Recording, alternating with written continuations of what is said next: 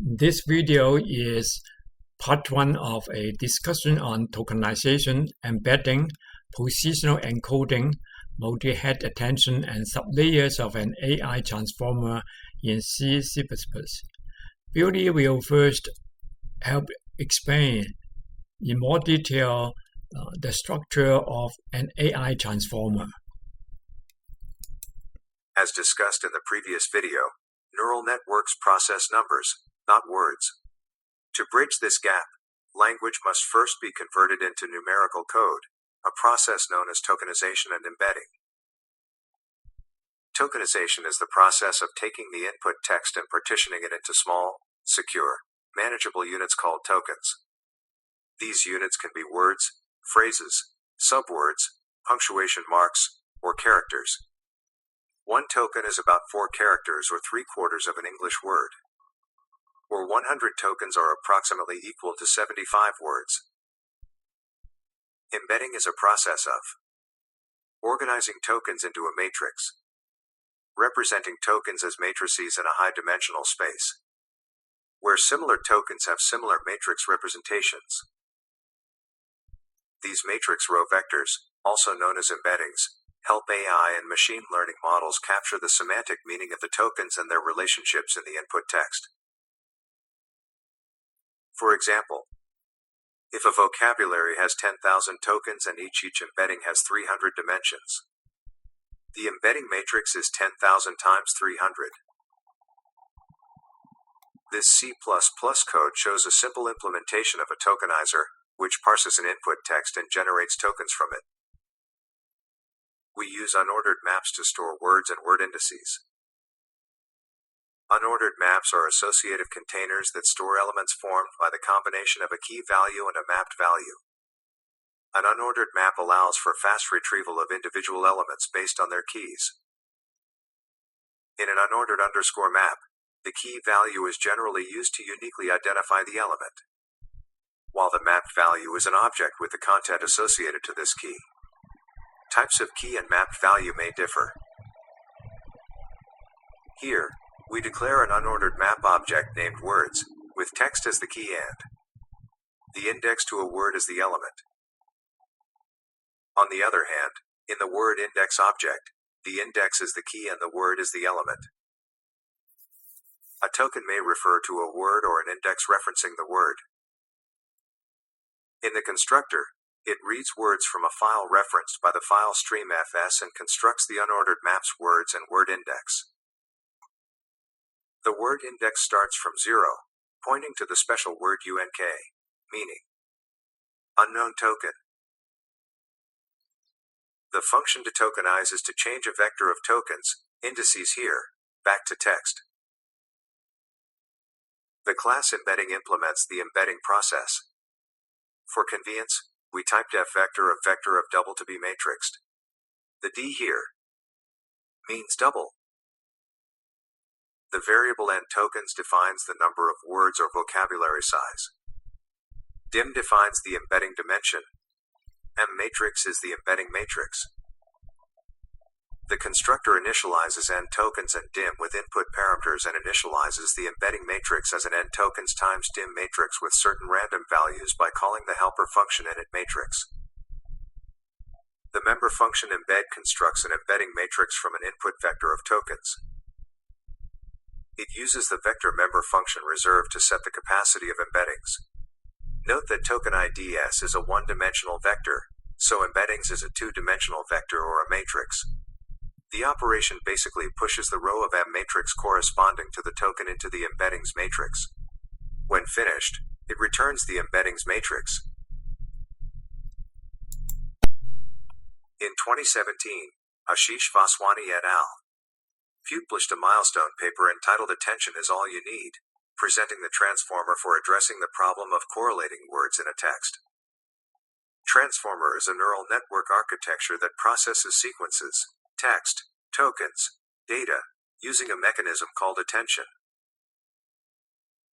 Its key idea is an attention mechanism which draws global dependencies between input and output. The model looks at all positions in a sequence and decides how important each other position is when computing the next representation. Transformer neural networks are the foundations of ChatGPT and some other popular AI engines. This block diagram shows its architecture. The left is the encoder and the right is the decoder. NX means the block with loop arrow repeating n times. We'll explain why the inputs to the decoder are labeled as outputs in a future video. A transformer has typically a total of 6 such identical layers. As shown here, each layer has several sublayers. Here, the encoder maps an input sequence of simple representations, x1, x2, blah blah blah xn, to a sequence of continuous representations z equals z1, z2, blah blah blah, zn. Given z, the decoder then generates an output sequence, y1, y2, blah blah blah ym, of symbols one element at a time. At each step the model is autoregressive, meaning that each new element depends on the previously generated elements. The transformer follows this overall architecture using stacked self-attention and pointwise, fully connected layers for both the encoder and decoder, shown in the left and right halves of the figure, respectively. The encoder is composed of a stack of n equals 6 identical layers. Each layer has 2 sublayers. The first is a multi-head self-attention mechanism, and the second is a simple, fully connected feed-forward network. A residual connection around each of the 2 sublayers is added, followed by layer normalization. This is labeled as add and norm in the figure. That is, the output of each sublayer is layer norm of x plus sublayer x, where sublayer x is the function implemented by the sublayer itself. To facilitate these residual connections, all sublayers in the model, as well as the embedding layers, produce outputs of dimension d model equals 512. The decoder is also composed of a stack of n equals 6 identical layers. In addition to the 2 sublayers in each encoder layer, the decoder inserts a third sublayer, which performs multi-head attention over the output of the encoder stack. Similar to the encoder, add and norm is applied to the multi-head attention outputs. The self-attention sublayer is modified in the decoder stack to prevent positions from attending to subsequent positions. This masking, combined with the fact that the output embeddings are offset by 1 position, ensures that the predictions for position I can depend only on the known outputs at positions less than I. We will now take a closer look at the functions and sublayers depicted in the figure and explain their roles in detail. The positional encoding, or PE, module injects information about token order into the model. It could tell which token comes first, second, and so on. The relative distance between tokens and directions, like left versus right context. The transformer's self-attention mechanism processes all words in a sentence simultaneously. This gives it great parallelization power, but it has a side effect. The model has no inherent sense of word order. For example, without positional encoding, the sentence "a dog bites a man" would be treated identically to "a man bites a dog." We need to add a signal to each word embedding that tells the model where in the sentence that word is located. This signal is the positional encoding. We could use a fixed mathematical function to generate the positional encodings. It's based on sine and cosine waves of different frequencies. For a given position pos, 0, 1, 2, blah blah blah, in the sentence and a given dimension I of the embedding vector, the positional encoding PE can be computed according to the following formulas. For even dimension, PE, pos, I is equal to sine of pos over 10,000 to the power of 2I over d model. For odd dimension, PE, pos, 2I plus 1 is equal to cosine of pos over 10,000 to the power of 2I over d model. I is equal to the index within that dimension.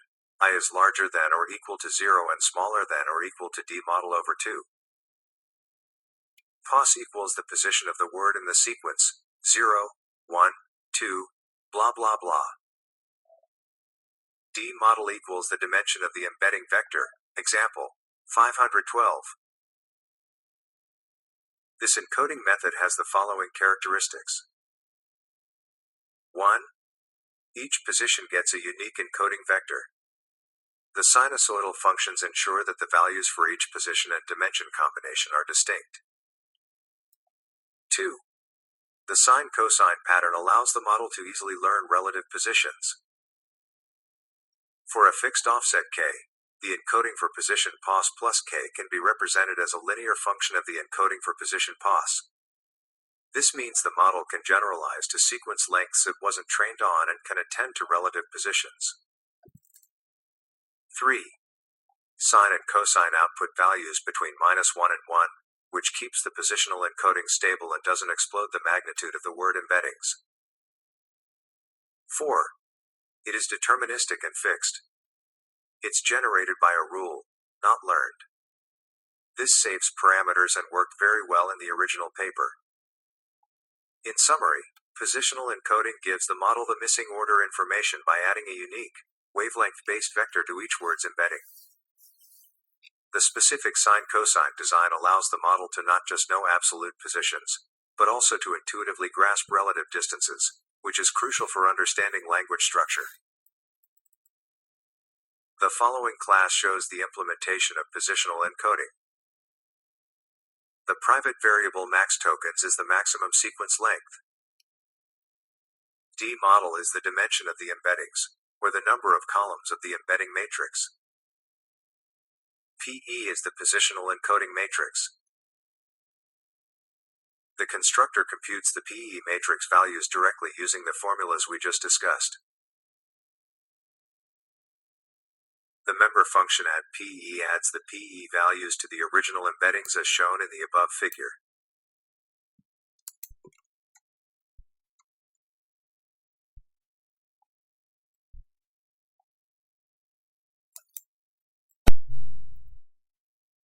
Now let's examine this Softmax module. Softmax converts logits, outputs from a linear sublayer, into token probabilities. It allows model to 1. Generate text by sampling from the probability distribution. 2. Perform statistical tasks such as classification. 3. Calculate perplexity, or surprise. A lower perplexity score implies less surprise. A high perplexity indicates the model struggles with the data. For a vector of real numbers z equals z1, z2, blah blah blah, zn, softmax zi equals e to the power zi divided by the sum of e to the power of zi. The standard softmax is numerically unstable because of large exponentiations. The safe softmax method calculates instead softmax zi equals e to the power zi minus max divided by the sum of e to the power of zi minus max. This code implement the softmax activation function with one-dimensional input vector. It is a straightforward implementation of the above formula. It returns the vector y that contains the softmax values of the input vector.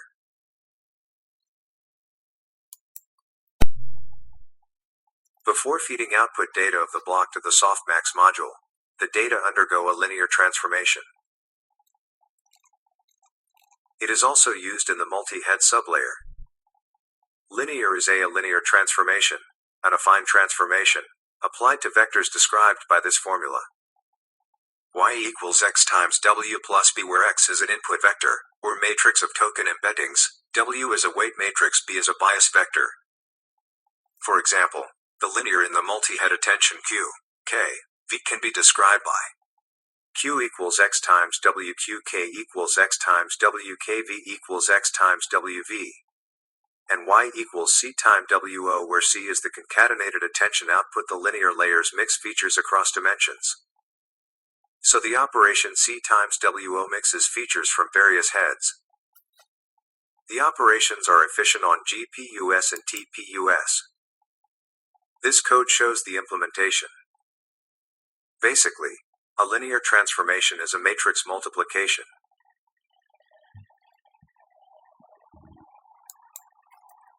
Besides softmax and linear, another important module in the transformer is add and norm. It is applied after the sublayers feed forward and multi-head attention for both the decoder and the encoder. It works like this. It is a causal layer combining a versatile connection. That's add. It means adding the input back to the sublayer's output with layer normalization, that's long, to stabilizing training. Add means add a versatile connection. So if fx is the output of the sublayer with input x, then add, we'll add x to fx. Basically, it is x plus fx. Like in this diagram, so x is the input to the sublayer feed forward, and fx is the output. The add is to add this x with this output fx. And the same for this multi-head sublayer. So this x is added with the output from the multi-head layer, sublayer. So that's the add. And norm here means layer normalization. It works like this. Suppose we have an input vector xi consisting of elements xi1, xi2, blah blah, to xim, totally m elements. So this represents one token's embedding with dimension m. So in the operation, we have to calculate the mean of this vector or mu I, which is given by 1 over m, sum from j equals 1 to m xij, basically sum over all the elements of this xi vector. So that's the mean, mu I. And we calculate the variance in this way, or the standard deviation, sigma I square is 1 over n, sum over j from 1 to m xij minus mu I square. The square of the deviation from the mean for each of the elements. So there's the sigma I square. And then we do the normalization. So we call this xij dash. Normalize each of these elements. So it is given by this formula, xij for each of these elements minus mu I, the mean, over square root of sigma I squared, this guy, plus epsilon. Epsilon is a small constant for numerical stability. It could be very small. Then the final output for that element, we call yij, is equal to a constant gamma times this normalized value xij dash plus beta. So gamma and beta are learnable scale and shift parameters. Initially, by default, we can choose gamma to be 1 and beta to be 0. Now, so this is the implementation of add and norm. We call it add norm. We pass in two matrices, A and B. Basically, they are the output of the sublayer. From this sublayer, one matrix represents the output of the sublayer. The other matrix represents the original input to this sublayer. So we have these two inputs.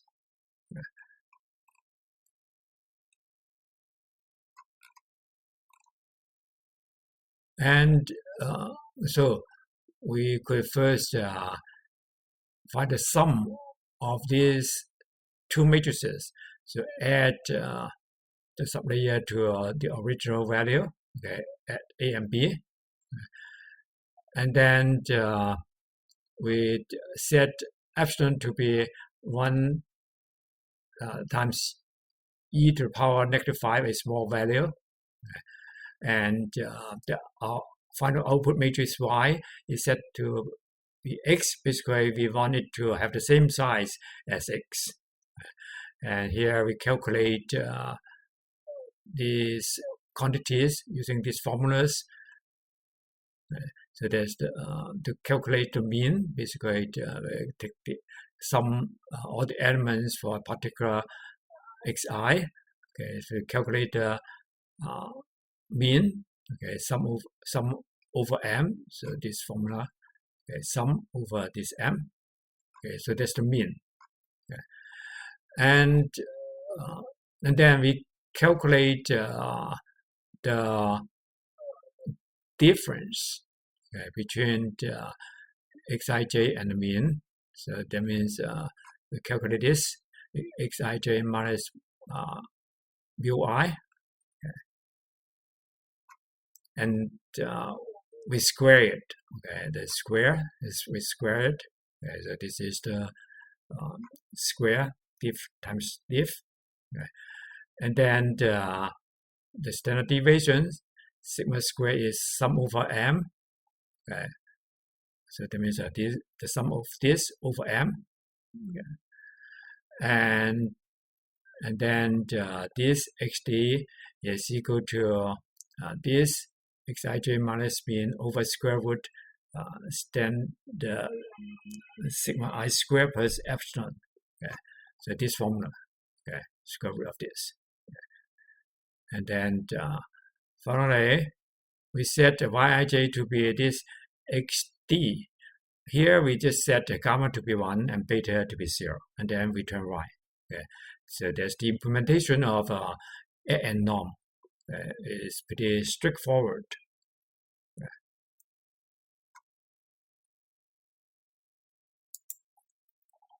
The encoder has 2 sublayers, multi-head attention and feed-forward. Now let's first discuss the multi-head attention.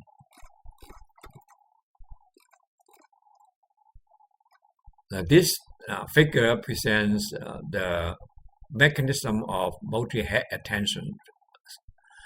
It is based on scaled dot product attention as shown at the left of this figure.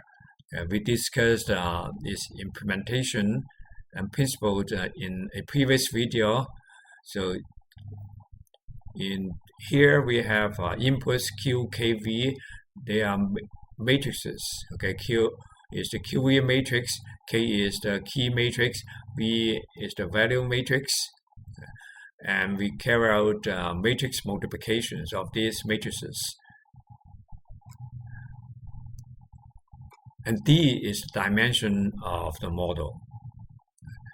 So A, Q, K is given by multiplying the matrix Q to the transpose of matrix K. Okay, K is the key matrix. Okay. And divide the product by square root D. Okay, and then feed the data into an activation function called Softmax. So we obtain the matrix A. And we multiply A to matrix V, the value matrix, to obtain the final output. So the output here. Now the mask here is optional. The mask here means to discard some non-test special tokens. Now the right side of this figure shows the multi-head attention. First, the data, the embedding data, will go through linear transformation by multiplying all this using some weight matrices, okay, WQ, WK, WV, and we obtain QKV. we want to divide a large matrix into sub-matrices so that the operation or computations could be done in parallel. So each set of the sub-matrices will undergo scaled-up product attention operation. Okay? So we obtained results for each of those sub-matrices. Then we concatenate this, combining the outputs of the submodules, okay? And fit that into a linear transformation to obtain the final output. Okay. Now, in the implementation of multi-head attention, we do not need to physically partition the matrices. What we need to do is to use appropriate index to point to the positions of the submatrices that we need. Okay. So this class multi-head attention implements the multi-head attention sublayer. Okay. So D model is the dimension of the model. Okay. N heads is the number of heads that we divide the matrices into.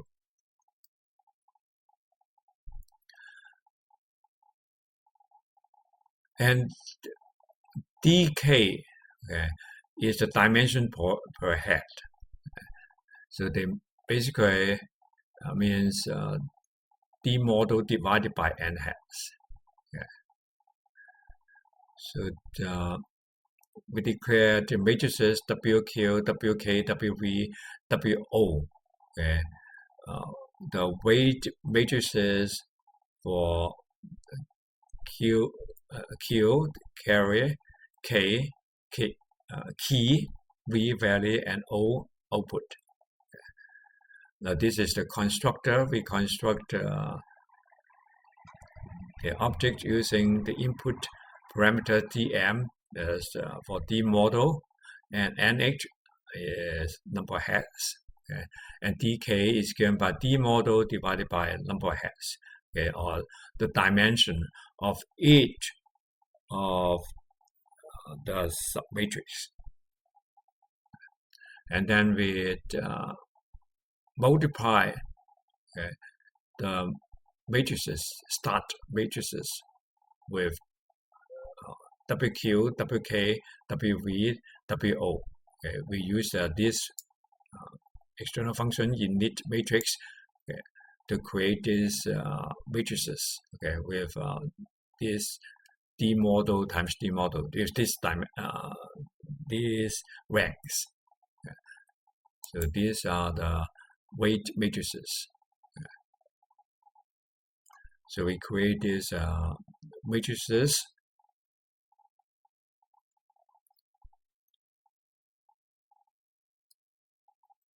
And now this will do the multi-head attention computation. We pass in the matrix X, okay, that contains the embeddings, and then we mix this with the weight matrices. Okay, so there is this operation. So we mix that. Linear transformation. Okay. So to get QKV, over here QKV, and the number of tokens is the size of the embeddings. Okay, they are the number of rows. Okay, number of rows of these X embeddings. And we have to concatenate the outputs of the heads. Okay, so we declare this matrix head outputs, okay, and each head, okay, the dimension of the ranks is n tokens times dk. Okay. So dk is obtained by dividing D model by number of heads.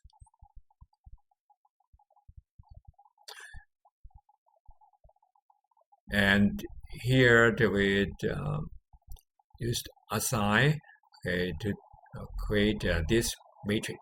The capacity of this matrix is n heads times D model, because this will be the concatenated outputs. Okay, so that means the whole complete matrix. So we have to go through so each of these head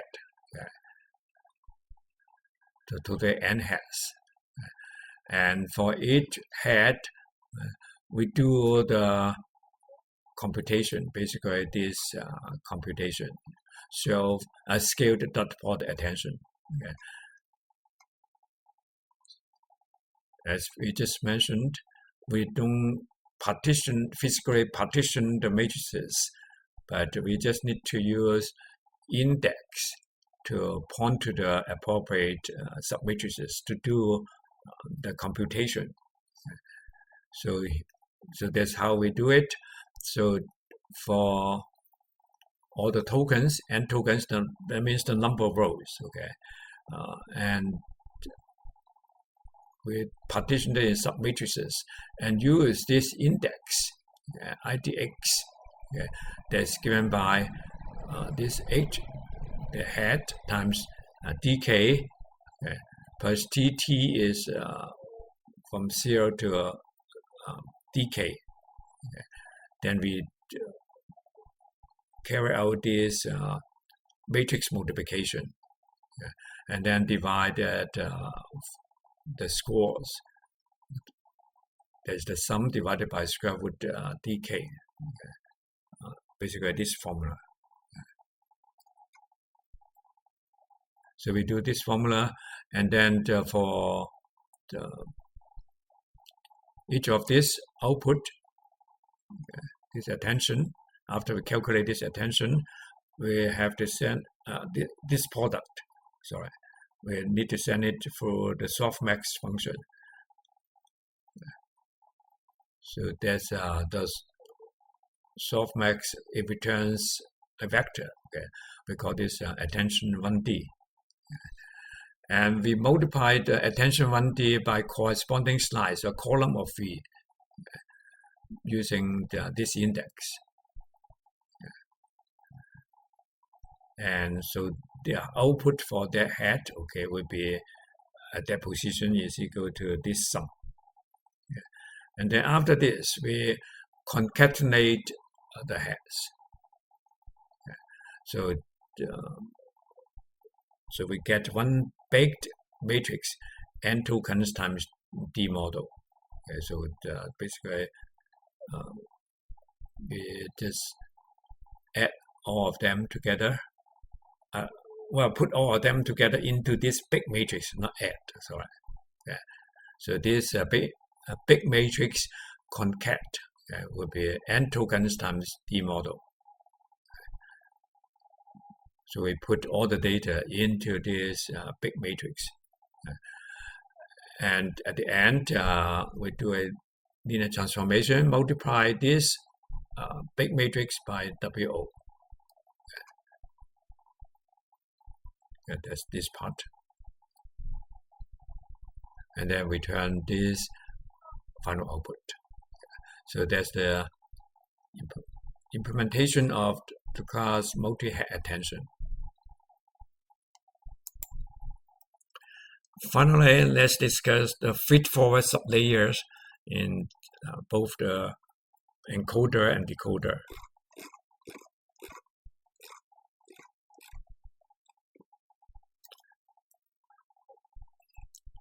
We just discussed self-attention, which allows tokens to exchange information with other tokens, meaning by matrix multiplications.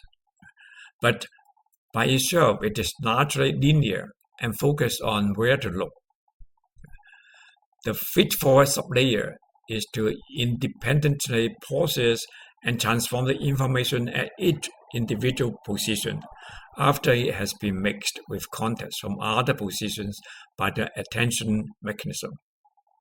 So the feed-forward layer, sublayer, mainly focus on computation. So here's an analogy.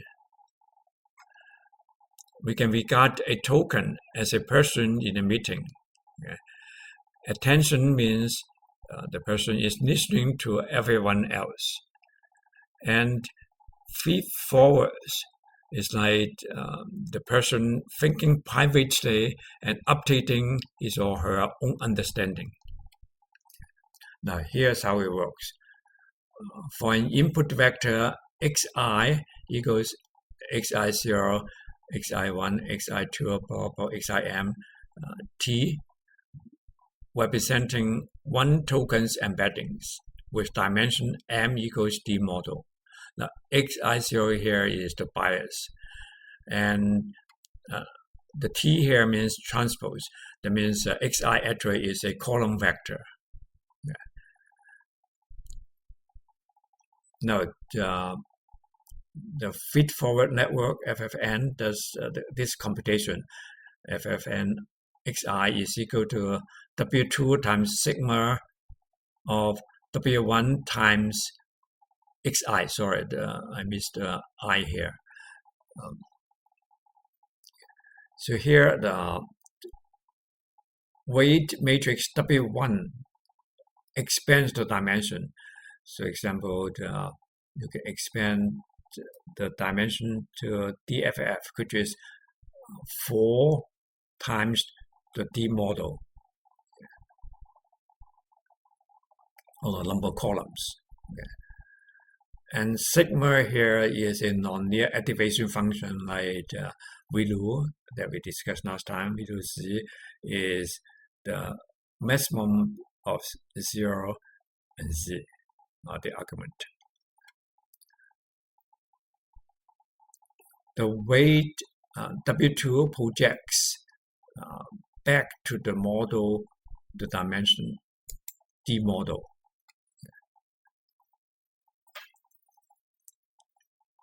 So W2 is, say, n tokens times the D model. So basically, this is a multi-layer perception with one hidden layer, but with some special features. So the hidden layer has a non-linear activation function, this sigma. But the output layer does not have any non-linear activation function. It is, you can say that it has a linear activation function, basically it's identical. Okay, identical function for the output layer.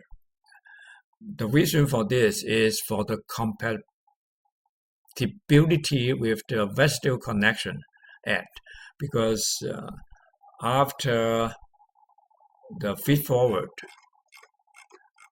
later we'll go for add and norm.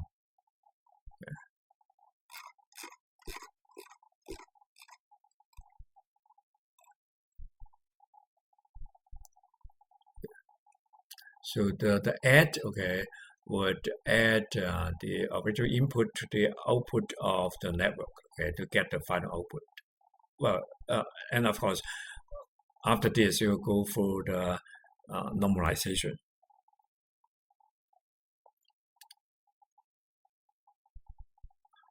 Now, let's see what will happen if the FFN output, the feed-forward network output, were passed through a non-linear activation function. Then this may occur. The residual would mix linear and non-linear spaces. The identity path would be distorted, and the gradient flow would be worse. So that's why we don't add a non-linear activation function here. Now, actually, this formula could be simplified if we organize the embeddings into an n times d model matrix. N is the number of tokens or number of rows. Okay, so D model is the number of columns. Okay. So X, that's the embeddings matrix, okay, would be N times D model. And W1, the weight matrix, has been D model times DFF. Okay. So DFF is larger than D model. It could be, say, 4 times as large. And then W2 is DFF times D model, the other weight matrix. Then the output of FFN, okay, with this input would be equal to sigma X times W1, okay, times W2, okay, for the matrix multiplications. So this is N times D model, okay, D model times DFF. So that means the outputs here will be N times DFF. Okay. And then you multiply it by D2, then we get N times D model again. Now this is the feed-forward implementation. It's straightforward. So the X here is this X, W1 is this W1, W2 is this W2. So we pass in these matrices as inputs, and we declare matrix D to be X. This manages to make Z to have the same size as X. And we do this matrix multiplication, X times W1, X times W1, yeah. And we call this product A. And then we set Y to be A so that Y has the same size as A. And then let N equals A dot size, that is the number of rows of the matrix. M equals A dot size, that's the number of columns, okay, of the matrix. And then each of these element, okay, will go through the activation function. Okay. So Aij is the input to, or the argument to an activation function F. F is an activation function like we do. And after this, we do the matrix multiplication with W2 again. So we get the final output and we return the final output. Okay, that's the output of the feed-forward level. This wraps up our discussion on part 1 of this topic. We'll present a complete implementation of a simple transformer in part 2. Thank you for watching. We'll see you in the next video.